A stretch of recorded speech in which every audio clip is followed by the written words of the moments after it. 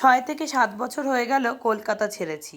Regular লাইফে বাঙালি রান্না যেমন করতেই থাকি, তেমন আমি কিন্তু টুকটুক করে সাউথের অনেক রান্না শিখে গেছি।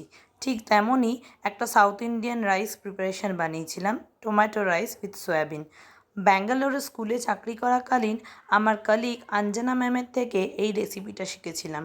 ও অ্যাকচুয়ালি লাঞ্চে এইটা মাঝে মাঝেই নিয়ে আসতো, আর ওর থেকে শেয়ার করে খেতে খেতেই আমি একদিন ঠিক করে নিয়েছিলাম যে এটাকে মাঝে মাঝে বাড়িতে বানাতে হবে, আর সেই জন্যই তৈরি করে নিয়েছিলাম। প্রথমে চালটা ভিজিয়ে নিয়েছিলাম। আমি ইউজ করেছিলাম বাসমতি রাইস। 2 কাপ মতো বাসমতি রাইস আধ ঘন্টার জন্য ভিজিয়ে রেখেছিলাম, আর তারপর সয়াবিন চাঙ্কসগুলোকেও গরম জলে নুন দিয়ে ভিজিয়ে রেখেছিলাম। আর সেই সঙ্গে আমি শুরু করে দিলাম অন্যদিকে মশলার প্রিপারেশন। কড়াইতে তেল, গোটা গরম মশলা দিয়ে ভালো করে পেঁয়াজ কুচি দিয়ে খানিকটা নেড়ে চেড়ে নিয়ে সেদ্ধ হয়ে যাওয়া সয়াবিনগুলো বা গরম জলে ভেজানো সয়াবিনগুলো ছোট ছোট টুকরো করে ছিঁড়ে নিয়ে কড়াইতে দিয়ে দিলাম। আর তারপর বেশ ভালো করে গ্যাস কমিয়ে সয়াবিনগুলোকে একটু ভাজা ভাজা বা একটু কষে নিতে হবে। সয়াবিনগুলো ভালো মতো কষলে তার মধ্যে নুনও মিশিয়ে দিতে পারেন, তাহলে কি টেস্টটা আরও ভালো হয়ে যাবে। এবার সয়াবিনটা কষতে থাক একদম লো ফ্লেমে। আর আমি টমেটো রাইসের জন্য টমেটোটা ভালো করে কুচিয়ে নিলাম। যত ছোট করে কুচাবেন বা যত মিহি করে কুচোতে পারবেন, তত কিন্তু এই রান্নায় টেস্টটা আরও ভালো আসবে। আমি হাতে কুচিয়ে নিয়েছি, আপনারা চাইলে চপারেও করে নিতে পারেন। হ্যাঁ, এবার টমেটোগুলো ভালো করে মিহি করে, মানে মিহি মানে একদম ছোট ছোট, যতটা সুন্দরভাবে চপ করা যায় করে নেবেন। ততক্ষণে দেখবেন মশলাটা খানিকটা কষে গেছে। এবার টমেটোগুলো অ্যাড করে দেবেন।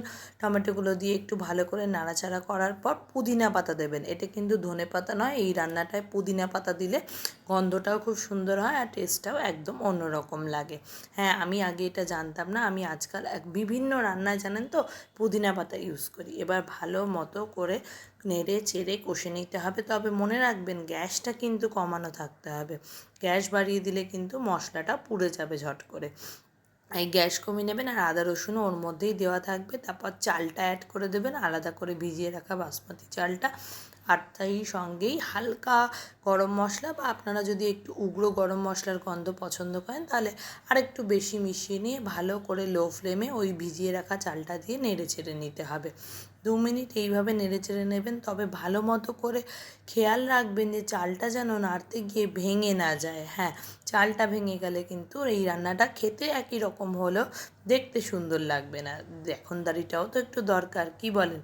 তারপর যেই মাপের চাল নিয়েছিলেন তার ডাবল মাপের জল অ্যাড করে দিতে হবে, ব্যাস তাহলেই হয়ে যাবে মোটামুটি রেডি। এরপর কাঁচা লঙ্কা দিয়ে ভালো করে ঢেকে দিয়ে লো ফ্লেমে 10 মিনিট চাপিয়ে রাখতে হবে গ্যাসে। তারপর ঢাকা খুলে দেখবেন যে রাইস একদম রেডি। আর বাড়িতে যদি বাচ্চারা খায় তাহলে কাঁচা লঙ্কা নাও অ্যাড করতে পারেন, সেটা আপনাদের চয়েস।